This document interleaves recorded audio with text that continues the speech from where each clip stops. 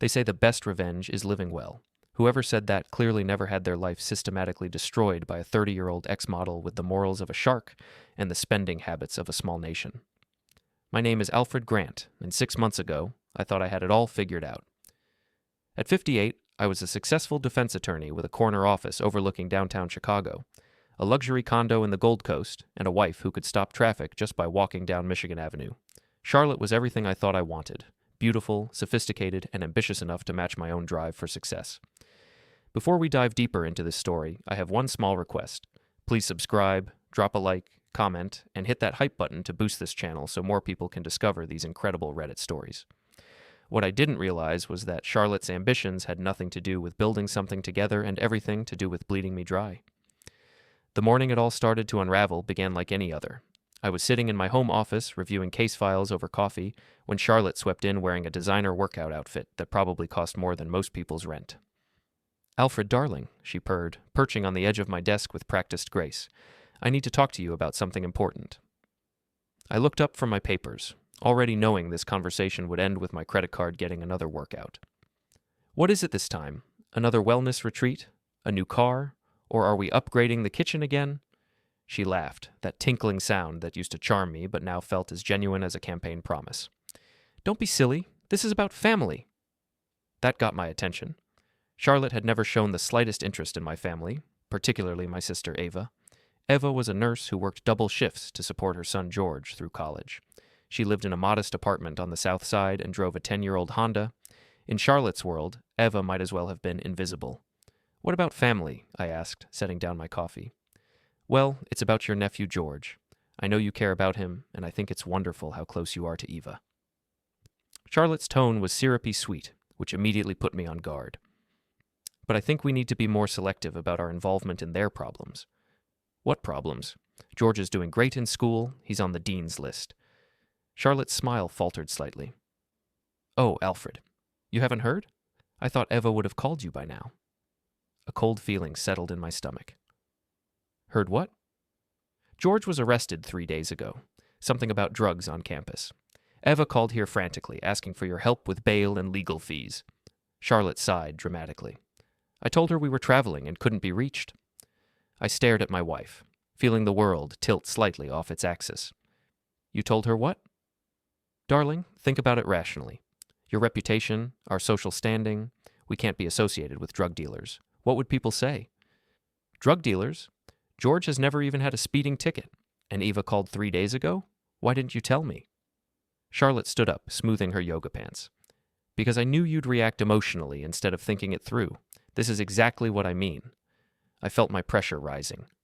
"Where's my phone? I need to call Eva right now." "Alfred, please, don't make this into a bigger drama than it needs to be. These people have to learn to solve their own problems." "These people?" I stood up so fast my chair rolled backward. "You're talking about my family." "I'm talking about our future," Charlotte shot back, her mask of sweetness finally slipping.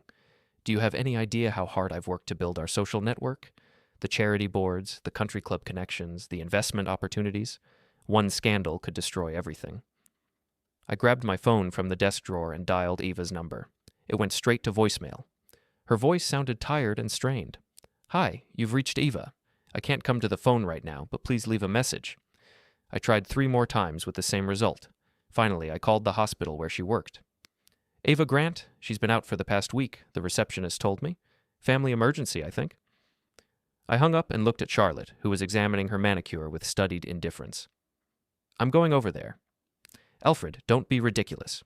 You have the Morrison deposition this afternoon, and tonight is the Pemberton's anniversary party. You can't just—" "Watch me." I grabbed my keys and headed for the door, but Charlotte's voice stopped me cold. "If you walk out that door to go play hero for your loser sister and her criminal son, don't expect me to be here when you get back." I turned around slowly. "What did you just say?" "You heard me. I'm tired of competing with Eva for your attention. I'm your wife, Alfred. I should come first." "Eva isn't competition, Charlotte. She's family. And George isn't a criminal. He's a 20-year-old kid who needs help." "He's a liability," Charlotte said flatly. "And so is she. I won't let them drag us down to their level." I stared at the woman I'd married, wondering when she'd become such a stranger. "Their level? Eva works 60-hour weeks saving lives. George is studying to be an engineer. What exactly is their level?" "Poor Alfred. Their level is poor, and poor is contagious. I left without another word. Ava's apartment building was a far cry from our Gold Coast high-rise, but it was clean and well-maintained. I'd been there dozens of times over the years, usually for George's birthday parties or holiday dinners. Eva always apologized for the cramped space, but I loved those gatherings. They felt real in a way that Charlotte's carefully orchestrated dinner parties never did. I knocked on Eva's door and heard shuffling footsteps inside. When she opened it, I barely recognized my sister. Her usually bright eyes were red-rimmed and hollow, her face drawn with exhaustion and worry. "Alfred?" She looked genuinely shocked to see me. "What are you doing here?" "I came as soon as I found out about George. Why didn't you call me?" Eva's face crumpled. "I did call you, 3 times. Charlotte said you were out of town and couldn't be reached. She said you'd call me back when you returned, but—" She trailed off, wiping her eyes with a tissue. "Charlotte lied to both of us," I said gently, stepping inside and closing the door behind me. "Tell me everything." The story that emerged over the next hour made me freeze. George had been at a party with some classmates when campus police raided the place. Someone had planted a bag of cocaine in his backpack, and despite his protests of innocence, he'd been arrested and charged with possession with intent to distribute. "The bail was set at $50,000, Eva said, her voice barely above a whisper. "I've been working extra shifts for months, but I only had about $8,000 in savings. I called everyone I could think of, but I never called you back because I never got the message." Eva nodded miserably. "George has been in county lockup for a week now. His court-appointed lawyer says he should take a plea deal, but Alfred, I know my son. He's never even smoked marijuana, let alone dealt cocaine. Someone set him up." I pulled out my phone and started making calls. First, I contacted a bail bondsman I'd worked with before.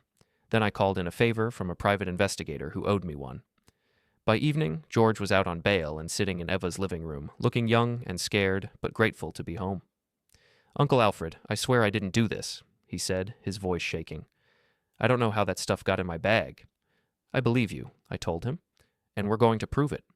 What I discovered over the next few days would have impressed even me if it hadn't been so infuriating." The private investigator, a sharp woman named Detective Sarah Owens, who'd left the force to go private, uncovered a pattern of similar incidents at George's college. Students from working-class families were being targeted and framed, usually by wealthy classmates who wanted to eliminate competition for internships and scholarships. The kid who'd planted the drugs in George's bag was named Bradley Pemberton, son of the same Pembertons whose anniversary party Charlotte had been so eager to attend. Bradley had been caught on a security camera slipping something into George's backpack during the party, but the footage had mysteriously disappeared from the official investigation. "Let me guess," I said to Detective Owens as we reviewed her findings. "Bradley's father made a generous donation to the campus police fund recently." $50,000, 2 weeks before the raid, she confirmed. Funny how these things work out. I had the evidence I needed to clear George, but I also had something else, a clear picture of the world Charlotte was so desperate to be part of. A world where people like the Pembertons could destroy kids like George without a second thought, just to give their own children a better shot at success. When I got home that night, Charlotte was waiting for me in the living room, dressed to impress in a cocktail dress that cost more than Eva's monthly rent. "There you are," she said coolly. "I was beginning to think you'd decided to move in with your sister." "George is innocent," I said without preamble. "He was framed by Bradley Pemberton. I have video evidence." Charlotte's perfectly made-up face didn't change expression. "How unfortunate. I suppose you'll want to pursue this?" "Of course I'm going to pursue it. That kid's entire future was almost destroyed." "And what about our future, Alfred? The Pembertons are some of the most influential people in the city. If you go after their son, we'll be persona non grata in every social circle that matters." I stared at my wife, seeing her clearly for perhaps the first time in our marriage. "You already knew, didn't you?" "Knew what?" "About Bradley. About the setup. That's why you didn't want me to help George. Not because of some abstract concern about our reputation, but because you knew exactly who was behind it." Charlotte's mask finally slipped completely. "So what if I did? These things happen, Alfred. The strong survive, the weak get eliminated. That's how the world works." "That's how your world works," I said quietly. "It's not how mine does." "Then maybe we need to reconsider whether we belong in the same world." I looked at the woman I'd married, with her perfect hair and perfect dress and perfectly empty soul, and realized she was right about one thing. We definitely didn't belong in the same world. "Maybe we do," I agreed, but I wasn't planning to be the one who left. The next morning, I did something I'd never done in 25 years of marriage. I went through Charlotte's personal belongings. What I found in her private study made me realize that her betrayal of George and Eva was just the tip of the iceberg. Hidden in a locked drawer, the key was taped under her jewelry box, not exactly CIA-level security, were bank statements for 3 accounts I didn't know existed. Over the past 2 years, Charlotte had systematically siphoned nearly $200,000 from our joint accounts into her private stash. The withdrawal dates corresponded perfectly with her girls' trips to Napa Valley, her wellness retreats in Sedona, and her charity work in Miami. But the real revelation was in her phone records, page after page of calls and texts to a number I didn't recognize. The contact was listed simply as M. I called Detective Owens. I need another favor. What kind of favor? The kind that involves finding out who owns a specific phone number. An hour later, she called me back. Your wife's mystery contact is Mitchell Kane, 28, unemployed musician/social media influencer. Lives in a studio apartment in Wicker Park. Want me to dig deeper? Oh yes, I said. Dig as deep as you can go. The picture that emerged was pathetically predictable. Mitchell was a failed guitarist who'd been trying to make it as an Instagram influencer by posting shirtless workout videos and lifestyle content. He had about 3,000 followers, most of them middle-aged women. Charlotte had been funding his entire lifestyle for the better part of a year, paying his rent, buying him clothes, even financing a professional photo shoot for his brand. In return, Mitchell was giving Charlotte something I apparently wasn't: attention, flattery, and the illusion that she was still the 25-year-old model who'd once graced magazine covers. The text messages Detective Owens recovered were nauseating. Charlotte gushing about Mitchell's artistic vision and spiritual depth. Mitchell calling her his goddess and inspiration. Both of them making plans for a future that apparently didn't include me. But the message that really caught my attention was from just 3 days ago, the same day George had been arrested. Can't wait to celebrate our new beginning, baby. Once the old man's reputation is trashed by his criminal nephew, he'll be lucky to keep his law license. Then we can start fresh with all that lovely money he's been hoarding. I read it 3 times, feeling my anger crystallize into something cold and focused. Charlotte hadn't just hidden Eva's call to protect our social standing. She'd seen George's arrest as an opportunity to destroy my career and steal my assets. The woman I'd married was planning to ruin my life, and she was using my own money to do it. That evening, I put my plan into motion. First, I called my accountant and had him transfer all our liquid assets into a trust account that only I could access. Then I called the credit card companies and reported Charlotte's cards as potentially compromised, requesting immediate cancellation and replacement cards to be sent to my office only. Finally, I called my old law school roommate, Tony Ricci, who'd gone into private security after a brief but colorful career that he preferred not to discuss in detail. Tony, I need a favor. What kind of favor, Alfred? The legal kind or the other kind? The other kind. I need you to have a conversation with someone. What kind of conversation? The kind where you explain to a 28-year-old wannabe influencer that sleeping with married women for money is a dangerous hobby. Tony chuckled. I do love those kinds of conversations. They're so educational. The next morning, Charlotte discovered her new financial reality when her platinum card was declined at her favorite boutique. By the time she got home, she was furious. Alfred, what did you do to my cards? I looked up from my newspaper calmly. I secured our assets. Given the current family crisis with George, I thought it was prudent to make sure we had access to emergency funds. Emergency funds? I was buying a dress for the Hartwell benefit. Were you? Or were you buying something for Mitchell? Charlotte went very still. I don't know what you're talking about. Mitchell Kane, 28, aspiring musician, your spiritual advisor and personal trainer, according to your text messages. The color drained from Charlotte's face. You went through my phone? I went through everything, Charlotte. Bank records, credit card statements, hotel receipts. Very educational reading. She tried to bluff it out. I don't have to explain my friendships to you. Friendships? Is that what we're calling it when you spend $50,000 on your boy toys lifestyle while my nephew sits in jail because you deliberately sabotaged his defense? Charlotte's mask finally came off completely. George is a loser from a family of losers, and I'm not going to let them drag us down. As for Mitchell, at least he appreciates me. When was the last time you even looked at me? Really looked at me? I'm looking at you now, I said quietly. And I see exactly what you are. What's that supposed to mean? It means the war is on, Charlotte. You want to destroy my family and steal my money? Fine, but you picked the wrong lawyer to mess with. She laughed, but it sounded forced. What are you going to do, Alfred? Divorce me? I'll take half of everything you have. Not if you don't have a good lawyer, you won't, and something tells me your legal representation is about to become very expensive. You can't practice law against your own wife. It's a conflict of interest. You're right, I agreed. But I know every divorce attorney in this city, and most of them owe me favors. Good luck finding representation. Charlotte stared at me for a long moment, then turned on her heel and stormed out. I heard the front door slam, followed by the sound of her car starting. I picked up my phone and called Tony. How did your conversation with Mitchell go? Very well. He's decided to take an extended vacation. Something about visiting his grandmother in Florida. Excellent. Phase 2 begins tomorrow. What's Phase 2? Public humiliation. My favorite kind, Tony said cheerfully. This is going to be fun. Charlotte's world was built on appearances, connections, and the carefully maintained illusion that she was still relevant in Chicago's social scene. She spent her days attending charity luncheons, organizing fundraisers, and networking with other wives who had nothing better to do than gossip about who was in and who was out.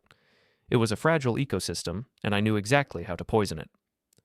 My first target was the Hartwell Children's Hospital benefit that Charlotte had been so excited about. As one of the hospital's major donors and a member of the board, I had considerable influence over the guest list and seating arrangements. I called Margaret Hartwell personally. Margaret, I'm afraid I have some unfortunate news about the benefit. What kind of news, Alfred? It's about Charlotte. I've discovered that she's been embezzling funds from several charities she's worked with. I'm handling the legal aspects quietly to avoid scandal, but I thought you should know before Saturday night. The lie came easily. In my experience, the wealthy were always ready to believe the worst about each other. Oh my goodness, Margaret gasped. Are you certain? I'm afraid so. I'd prefer to handle this privately, but I can't in good conscience let her attend an event where she'll have access to donation checks and donor information. Of course. I'll have her removed from the guest list immediately. I appreciate your discretion, Margaret. By the end of the day, Charlotte had been disinvited from not just the Hartwell benefit, but 3 other upcoming events. The Chicago social scene was small, and gossip traveled fast. Charlotte came home that evening in a rage. What did you do? I protected some very nice charities from a potential embezzlement scandal. You told them I was stealing? Alfred, that's slander. Is it? Because according to my accountant, you've stolen nearly $200,000 from our joint accounts over the past 2 years. That money was earmarked for charitable donations. That's not stealing. That's theft by deception. A Class 2 felony in Illinois, punishable by up to 7 years in prison. Charlotte went pale. You wouldn't. Try me. The next phase of my campaign was even more satisfying. I'd noticed that Charlotte's social media presence was very important to her. She spent hours every day posting carefully curated photos of her fabulous life, trying to maintain the illusion that she was still the glamorous model she'd been 15 years ago. Detective Owens had a contact at Instagram who owed her a favor. Within 24 hours, Charlotte's account had been suspended for suspicious activity. Her Facebook and Twitter accounts followed shortly after. My accounts are gone, Charlotte screamed when she discovered the digital carnage. All my followers, my content, everything. Technology is so unreliable these days, I said sympathetically. Maybe it's a sign that you should focus on more meaningful pursuits? This is your doing.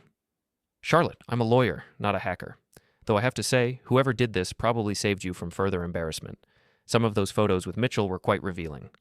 The color drained from her face. What photos with Mitchell? Oh, didn't you know? Someone sent copies to Margaret Hartwell, Patricia Pemberton, and several other ladies from your social circle. Very artistic shots. Mitchell has quite the physique. Charlotte sank into a chair, looking genuinely shaken for the first time since this whole mess began. You're destroying my life. No, Charlotte. I'm revealing your life. There's a difference. But I wasn't done yet. The final blow came when Charlotte tried to access her favorite spa for her weekly massage and facial appointment. The receptionist was apologetic but firm. I'm sorry, Mrs. Grant, but your membership has been suspended pending resolution of some financial irregularities. What financial irregularities? According to our records, several of your recent payments were made with credit cards that were reported stolen.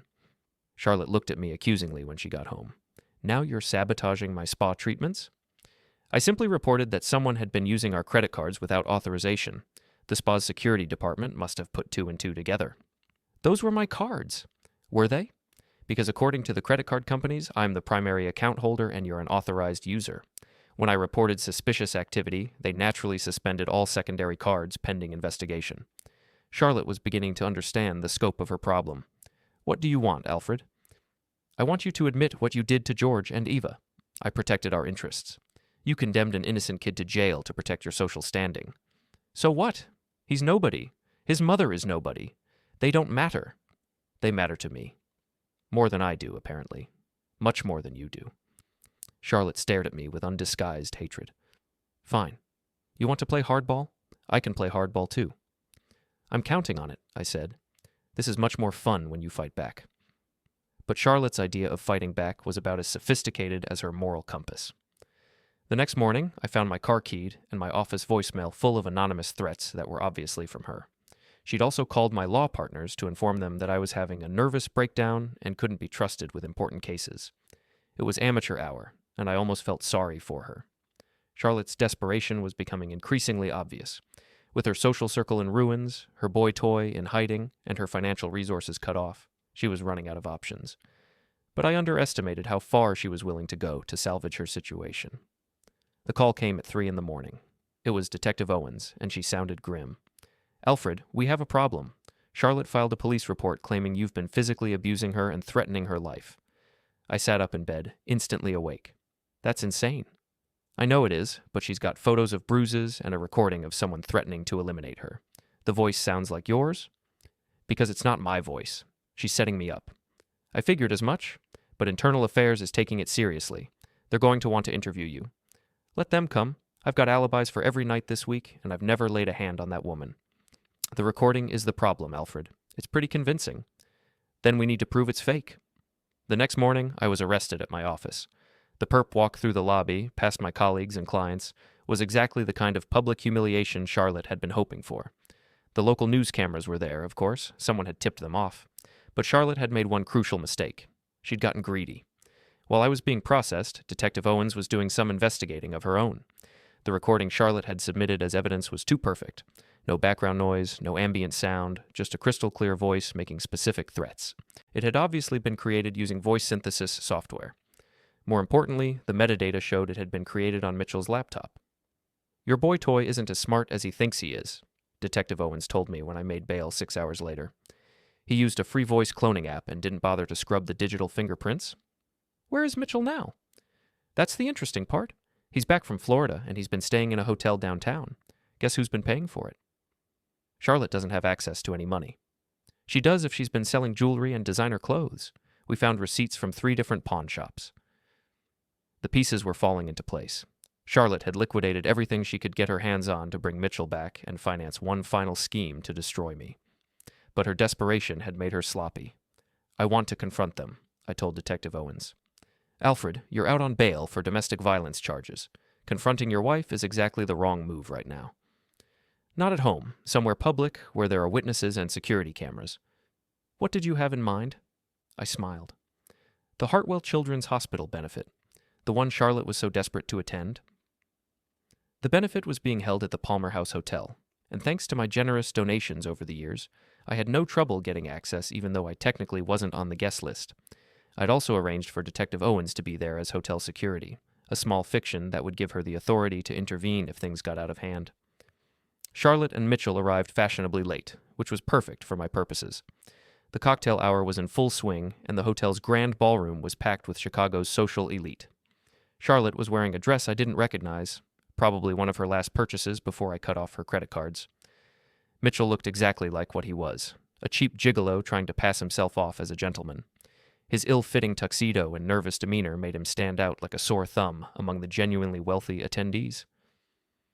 I waited until they were near the center of the room, surrounded by the maximum number of witnesses, before I made my move.